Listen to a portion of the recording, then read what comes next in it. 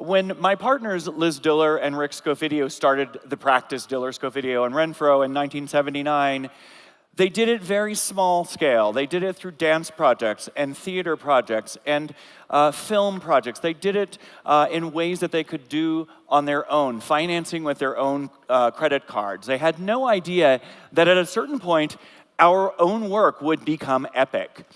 And so today, I think I would like to talk about the two sides, the tale of two offices. Our work, DSR, that has managed to grow the practice in such a way that the work that it does is around the world, and it affects many, many, many people's lives. And sometimes it's actually improbable. Our projects are improbable, and one I would start with is Zariaje Park that we completed 2 years ago in Moscow.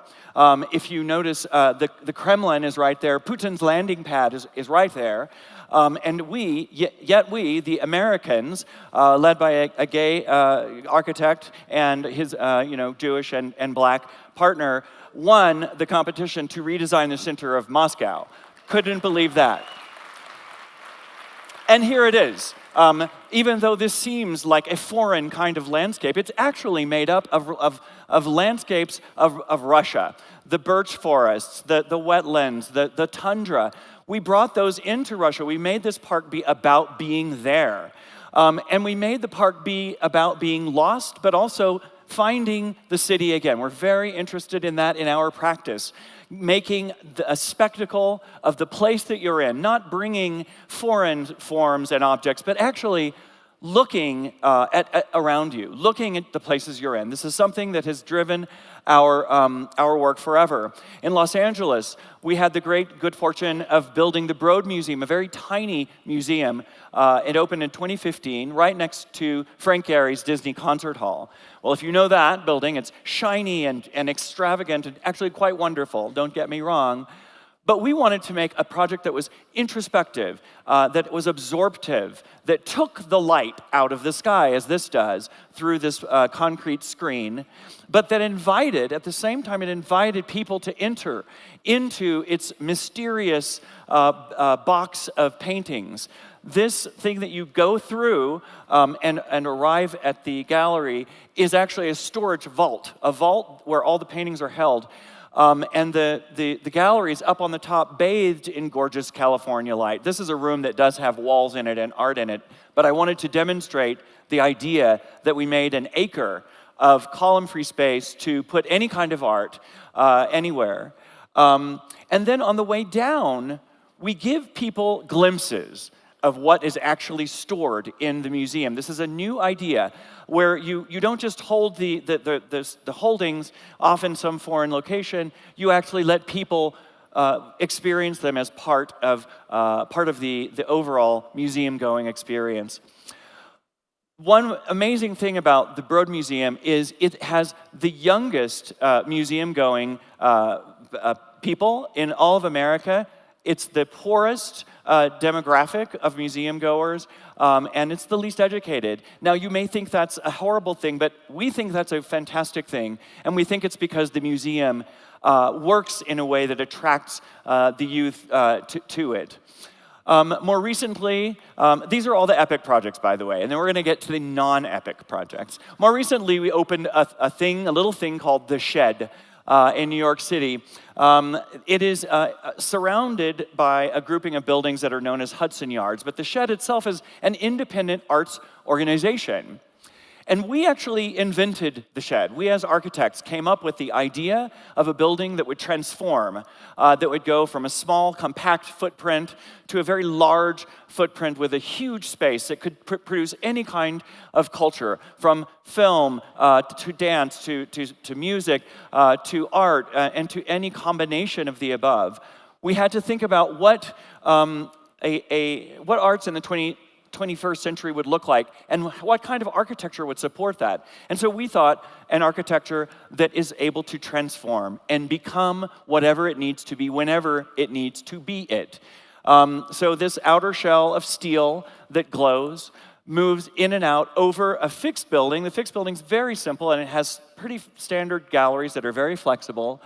But the space itself that moves is, in fact, like an opera house fly tower, very much like what I'm standing under here, with rigs that can hoist several ton objects up, and lighting and acoustic systems that can be brought down. The walls can be made dark. It can be made acoustically quiet. It can be made to open up to the outside world through those guillotine doors. So far, it's very early. We opened in April, but we've hosted such extravagant productions such as Björk. Here she is. This is actually another one of the opening seasons, but you can see that the room itself can accommodate thousands of people, and is always different. Will be different every time you arrive. Closer to here, I suppose, is in Rio de Janeiro on Copacabana Beach, the MIS, the Museum of Image and Sound. This is a project that we built out of the city itself. It's a museum dedicated to artists of Rio de Janeiro and the arts of Brazil in general. And it's the only museum on the beaches in Rio. We wanted to make it out of the democratic surface of the beach. The beach itself takes everyone, fat, skinny, old, young, tall, short, gay, straight, families, singles. It's the most democratic surface in the world, perhaps. And we wanted to make the building literally out of the surface of the beach. So we made the building accessible to everyone without a ticket, to go up the building and to arrive at a park open and free of charge to everyone in the city of Rio, where you could only get up if you had money before. We are almost complete. We're about 80% complete. It got snagged up after the Olympics, but we do hope that it's going to be finished next year. There is some sign of that. And you can see a theme. This is a big project in London. It's for the London Symphony Orchestra, LSO, at the Barbican Center. And it's a huge building with a massive hall for 1,800 people and a hotel in the middle and another hall up top. But rather than make it be this massive monumental thing, what we wanted to do was make it be about the people, la gente, the people to come up into the building free of charge again, where they could wind their way up, almost like walking a trail on the side of a mountain, and see into this orchestra hall without a ticket from all the way around. Okay, that's the first part of my talk. I have 7 minutes left. If you can read that, it says epic. And it says it like this, epic, epic. Because I think the truly epic work comes with a real care about the way it's done. I'm trying to move it forward. New York City, an epic city. We have been given the chance to operate on New York City on 3 really major projects. I will touch on them very briefly here. But in my opinion, while we make big projects that are big formal gestures and they're city changing in the most dynamic and physical way, what we've done in our projects in New York City, which is much more strategic and surgical, I think might actually be the best thing we can do in our cities to keep them alive and to keep them great. Lincoln Center was made in the late 50s by this group of white men. And they were very powerful and very important.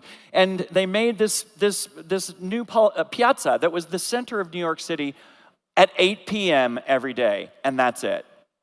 Otherwise, it looks like this.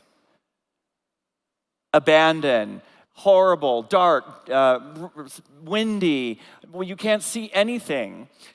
Our approach towards the renovation and addition to Lincoln Center was to come in like a surgeon, to take a scalpel and hollow out places that would let people see in, to bring the theater outside and back to the city, but moreover, to make Lincoln Center become part of New York City again.